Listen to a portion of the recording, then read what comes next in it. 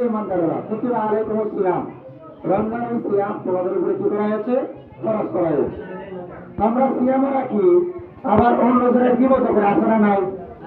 সিয়ামও রাখি, দোকান দিয়েছে, দোকানের যে মাল সামান রয়েছে সব জিনিসের দাম বাড়িয়ে দিয়েছে। আমার সিয়াম হবে হবে কথা বলা যাবে? কথা বলা যায়? কি হবে না? সিয়ামও রাখি, আবার ইরাকের প্রত্যেকের কথাও বলি, খাটতি মানে খালি মুসলমানরা আসে না এরকম লোক।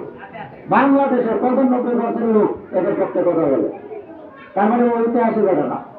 আল্লাহ বলছেন কুতিবা আলাইকুমুস সিয়াম, তোমাদের উপরে রমজানের সিয়ামকে ফরজ করা হয়েছে যেমন তোমাদের পূর্বে যারা এসেছিল তাদের উপরে ফরজ করা হয়েছে। কেন? লাআল্লাকুম তাত্তাকুন, যাতে করে আমরা পরহেজগার হতে পারি।